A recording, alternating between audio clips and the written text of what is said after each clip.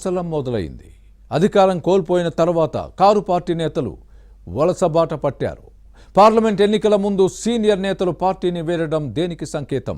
వలసలతో BRS అధినేతల వెన్నులో వణుకు మొదలైందా? స్థానిక సంస్థల పాలక వర్గాలను గులాబీ దళం కోల్పోయే ప్రమాదం ఉందా?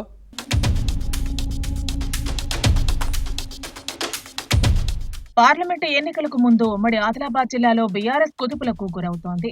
అధికారం కోల్పోయిన పార్టీలో భవిష్యత్తు లేదన్న భావంతో సీనియర్లు గులాబీ పార్టీకి జల్ల కొడుతున్నారు.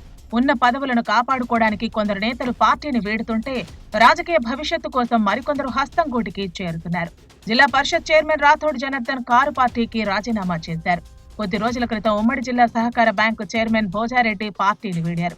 వీరితో పాటు జైన జడ్పీటీసీ తుమ్మల అరుంధతి వెంకటరెడ్డి గులాబీ పార్టీకి గుడ్ బై చెప్పారు. ఇక ద్వితీయ శ్రేణి నాయకులు కూడా అదే బాటలో ఉన్నారు. వీరిలో కొందరు ఇప్పటికే కాంగ్రెస్ లో చేరిపోయారు. మరికొందరు చేరే ప్రయత్నంలో ఉన్నారు.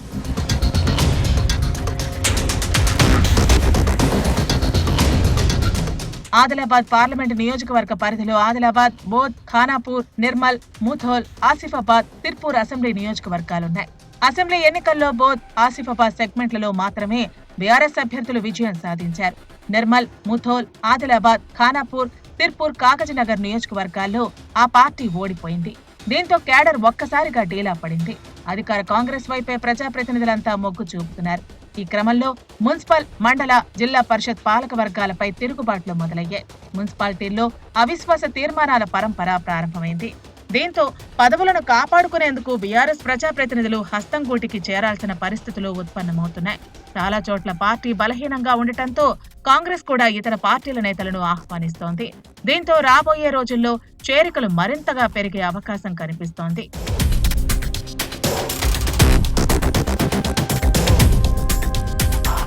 అధికారం కోల్పోయిన షాక్ నుంచి బీఆర్ఎస్ ఇప్పుడిప్పుడే తేరుకుంటున్న సమయంలో వలసలు ఆ పార్టీ అధినాయకత్వానికి పెద్ద తలనొప్పిగా మారాయి. పార్లమెంటు ఎన్నికల సమరానికి సిద్ధమవుతున్న సమయంలో ఈ పరిణామాలు వణికిస్తున్నాయి. హైదరాబాద్ లోని తెలంగాణ భవన్ వేదికగా నియోజకవర్గాల వారీగా సమీక్షలు నిర్వహిస్తున్నారు. Car party working president KTR ఈ నెల 3న తొలుత ఆదిలాబాద్ లోక్సభ స్థాన నేతలకు దిశానిర్దేశం చేశారు. లోక్సభ ఎన్నికల్లో గెలుపు కోసం అనుసరించాల్సిన వ్యూహంపై సూచనలు చేశారు. కానీ అదే రోజు పలువురు బీఆర్ఎస్ నేతలు కాంగ్రెస్ లో చేరిపోవడం చర్చనీయాంశంగా మారింది. ఈ లెక్కన పార్లమెంటు ఎన్నికల నాటికి ఇంకా చాలా మంది హస్తంగూటికి వెళ్లే అవకాశం ఉందనే చర్చ సాగుతోంది.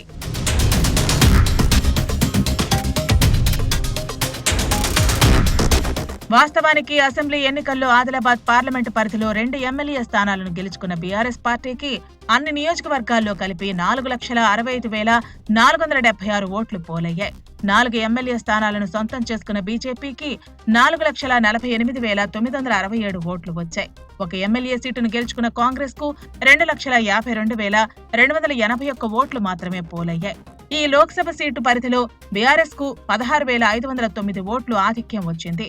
ఈ క్రమంలో సరైన ప్రణాళికతో బరిలో దిగితే ఎంపీ సీటు గెలుచుకోవడం ఖాయమని బీఆర్ఎస్ అంచనా వేస్తున్న క్రమంలో సీనియర్ నేతలు పార్టీని వీడటం నష్టమనే ప్రచారం జరుగుతోంది. అసెంబ్లీ ఎన్నికల్లో ఓడిపోయిన అభ్యర్థులు కూడా ఇప్పుడు పార్టీ మారతారన్న వారిని నిలువరించలేని పరిస్థితి ఉంది. రాబోయే రోజుల్లో ఏం జరుగుతుందో చూడాలి.